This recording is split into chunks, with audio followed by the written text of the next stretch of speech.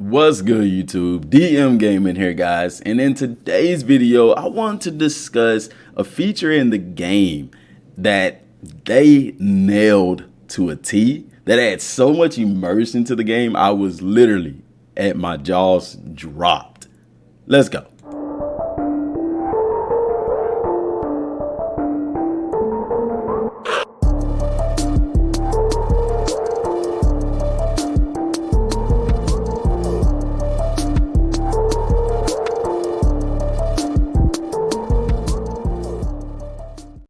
Guys, Dragon Ball Z Kakarot, man, literally yesterday, my jaw hit the floor. Now, I'm not going to show gameplay of it because I don't want to ruin the visual experience for somebody who might not yet have experienced it. Also, because I didn't get a chance to capture that gameplay because I wasn't expecting that.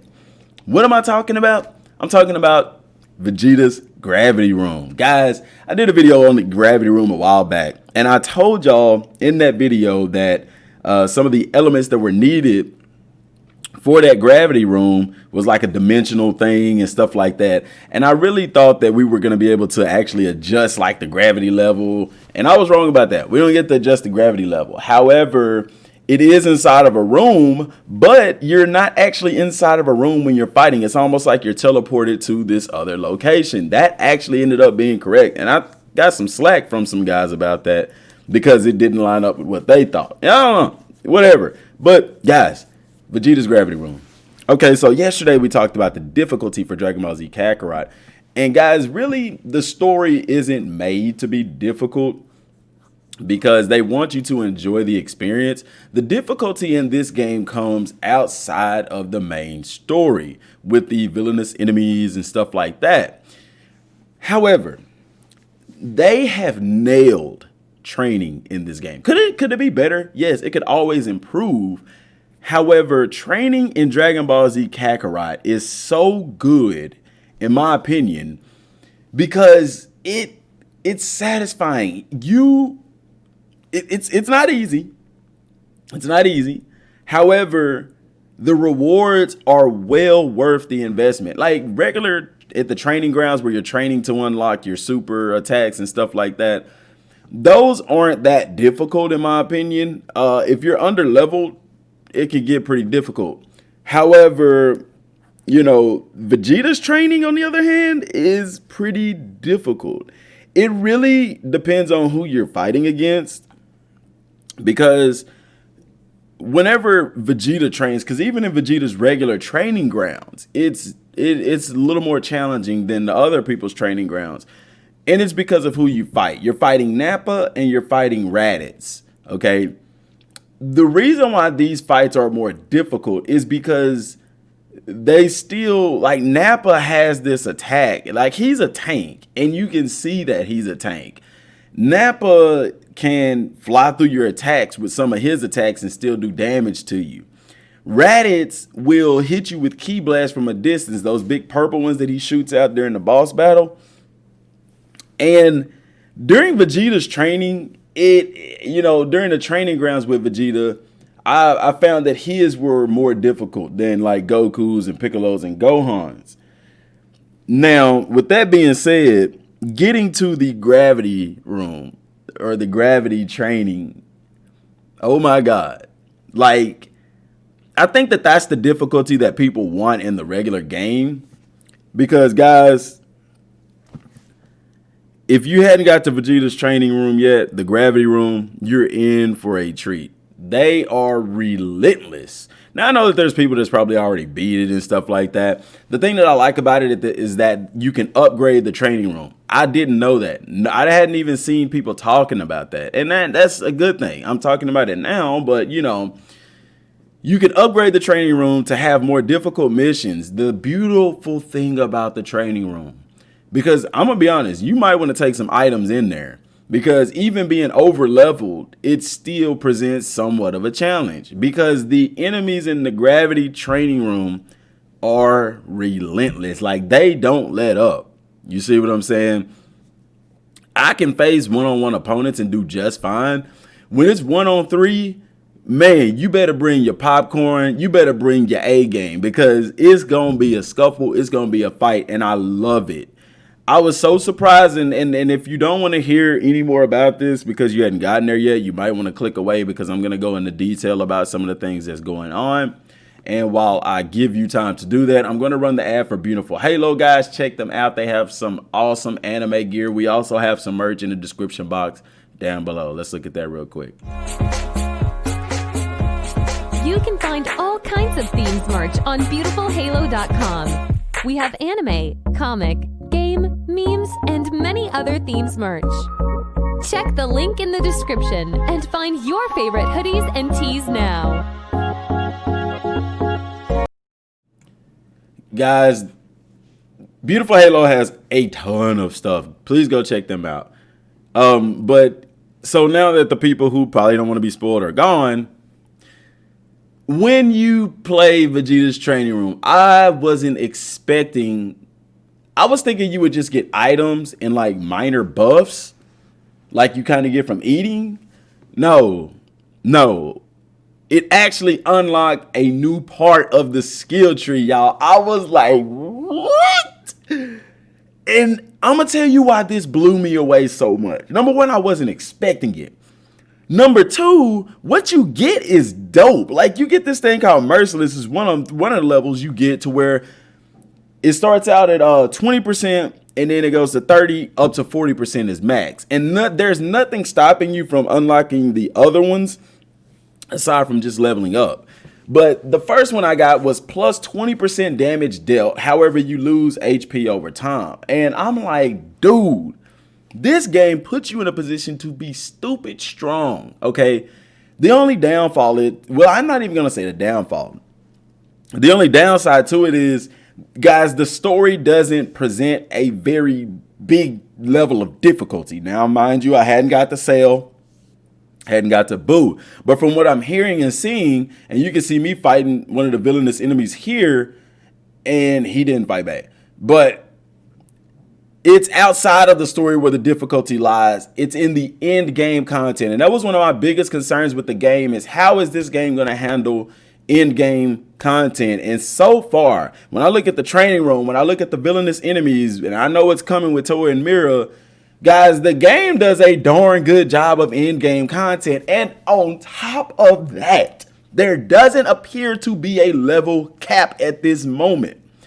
I know that there are some level 200 enemies in the game, and I know that there's people over level 100. Like, to me, that is so awesome, because as long as there's challenging enemies to fight, because I heard once you defeat all the villainous enemies, including the ones Mira brings up, or Toa, which one is the female?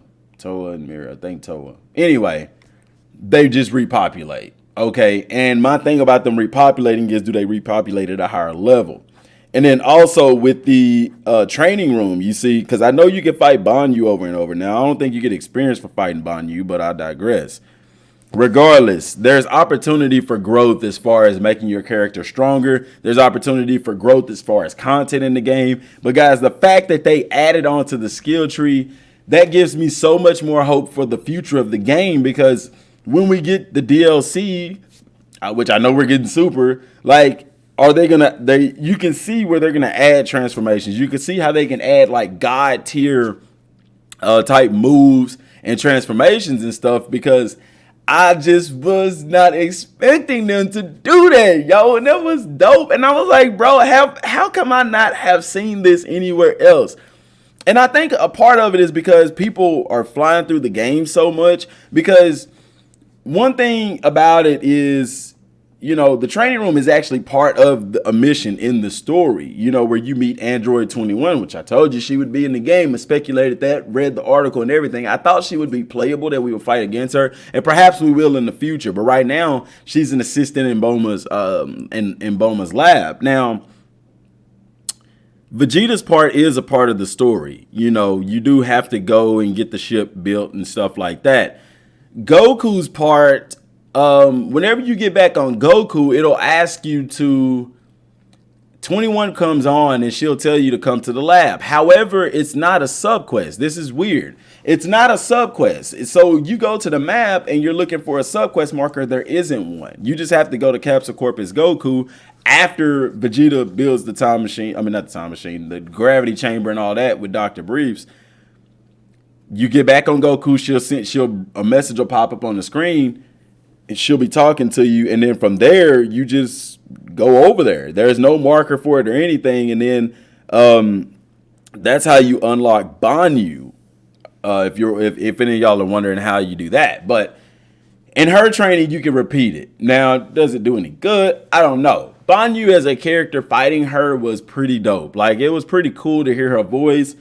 And she's got some dope attacks. Like, dude, when I tell y'all that being able to see Pycon, Beerus, Whis in the game and the attacks, like, this game has exceeded my expectations exponentially. And if I could borrow a phrase from T.I., this game has exceeded that, guys. I knew that this game would be good. I knew that I would have fun playing this game. Does it have its flaws? Of course it does. Talked about a couple of them in yesterday's video. However, when the game is on point, the game is on point. And yesterday, I'm telling you, my mind was blown.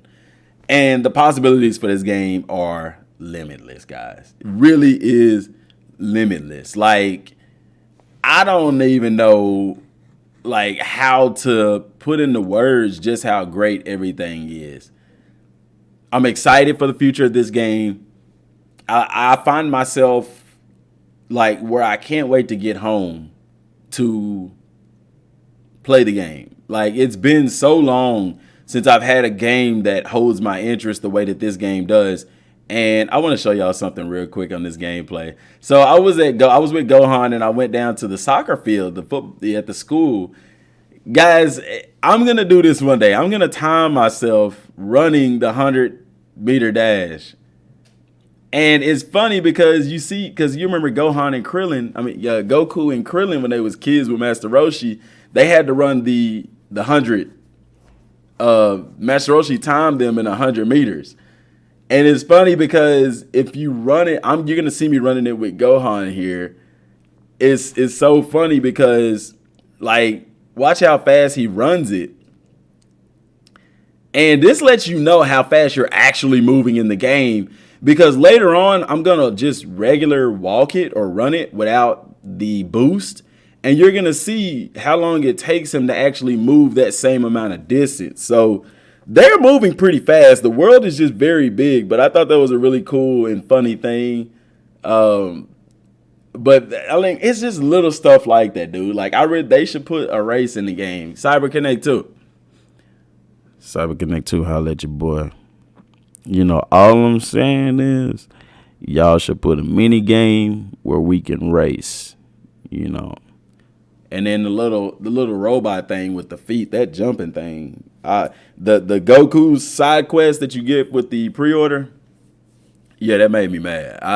I failed that a couple times. I was like, what in the world is going on here? But all in all, guys, the game is dope. The game has longevity. It's exceeding my expectations, and I can't wait to get off work today so I can get back on it, so I can continue with the story, so I can get back into the training room, so I can level up my character and stuff like that. And what I'll be showing later on is probably like my skill tree. Not my skill tree, but my community board, because some people in the comments of the live stream was asking me about my community setup.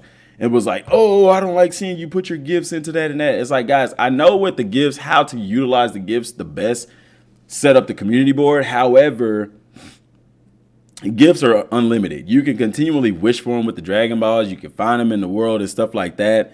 I invest most of my stuff into training because I want to level up my characters, because the higher level you are, the stronger you are. I'm not concerned with the Z board. And I also invest into the Gods community because that's where the Z orbs come from that you need to level up your character.